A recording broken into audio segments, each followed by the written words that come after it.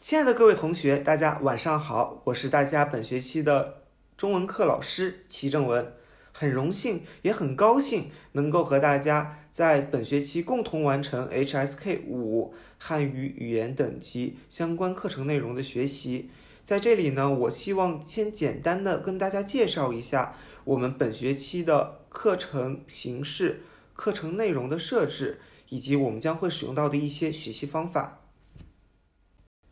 So first of all, as for the arrangement of the class formats, due to the current situation of the pandemic, it is really hard for us to get back to the physical environment to do this learning and teaching in person.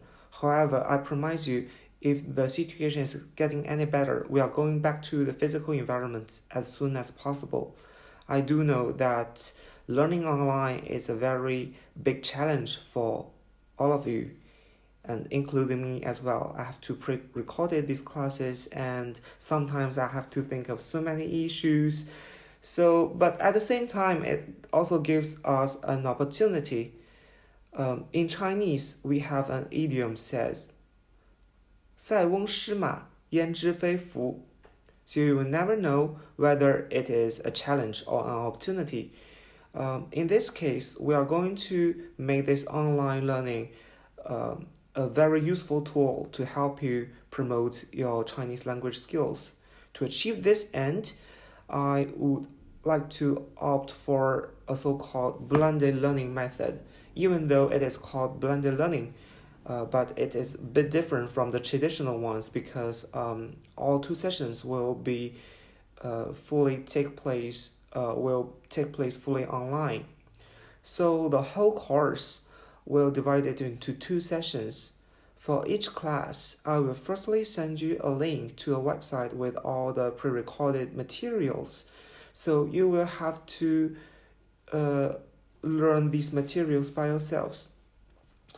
Normally, the material will take up 1 hour, but you will have 1 hour and 30 minutes to arrange yourself and to better absorb the contents that have been outlined in the learning materials.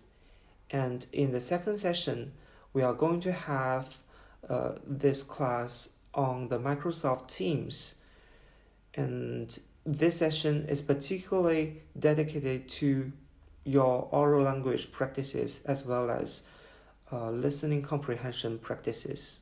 We are also going to do some exercise relevant to the pre-recorded learning materials. If you have any questions, it is also the time to post them and to share with your classmates to see whether we can resolve these questions together during the course. 那么很多同学也跟我说过，他们在去年或者今年通过了 HSK 等级4的考试，想要在今年或者明年通过 HSK5汉语等级的考试。首先呢，我在这里先祝贺大家能够顺利通过 HSK4的考试，这说明大家的汉语水平其实已经有一定的基础。那么在此基础上呢，我们就只需要进行一些针对性的练习。那在之前的邮件中，大家也提出，大家希望在口语、听力以及语法还有词汇上进行一些学习，我也会把这些内容融入到我的课程设置中，希望这些能够对大家有所帮助。那么既然大家说了对 HSK5等级考试感兴趣，我们先不妨来介绍一下 HSK5等级考试的设置以及内容。HSK5等级考试它其实分为3个大的部分，第一个大部分是听力，第二个大部分是阅读。那么这2个大块呢，其实都是通过单选题的形式来进行的，也就是我们常说的 multiple choices。大家需要在4个选项中选择一个正确的答案。那么其实这样的方式来考验大家的汉语水平，其实更多强调的是大家对单词的理解与运用，也就是 the comprehension and usage of the special vocabularies that you will learn in this term. 那么第3个大的环节呢，主要考察的是大家的书写能力。在这一个环节下，主要是分为3个小的任务。第一个任务是让大家通过指定的单词造句，第二个任务是让大家通过指定的单词写一篇小的文章，第三个任务是让大家看图写文章。那么其实通过对这个环节的介绍，大家不难看出，其实 HSK 主要考察的还是大家对词汇量的掌握，以及单词在情境中的应用。那么我也希望大家在未来的学习中呢，多多注意与单词有关的单词搭配，以及格外注意形容词、副词以及动词的使用，因为这些单词在中文中往往承载着更多的含义。And as this part is quite important, so I would like to re-explain it in English. If you have already understood it in Chinese, you can skip this part. Congratulations! So what I've said concerning the HSK5 exam is that the whole exam will be split into 3 major parts. The first part, it will be the listening comprehension, and the second part will be the reading comprehension. Both parts provide you with several challenges with multiple choices. So basically, you will be asked to select one best choice among 4 choices. Given the format of these challenges, the most important thing I think is that you master the meaning of the vocabularies, you know how to use these vocabularies in different situations, and you can tell the differences between the meanings of the synonyms.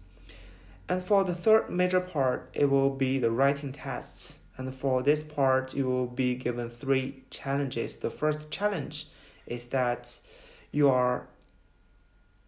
will be asked to produce sentences with the given words. And the second challenge will be you will be asked to write an article about 80 words with the given words. And the third task is that you will be asked to write an article about also 80 words by looking at a picture and describing it. So from the introduction of the 3 parts, you might have already noticed that the HSK5 test still focuses on the meaning of the vocabularies as well as its usage in different situations. Considering this, I would recommend you to pay attention to the special matching usage of the vocabularies during the classes, and also try to give special attention to the verbs, adverbs, and adjectives, because these words in Chinese are normally the most important words that convey the most meanings. 在下一支视频中，我会为大家介绍一些我个人觉得比较好用的学习汉语的方法，以及我们此次课程会用到的学习方法，希望大家喜欢。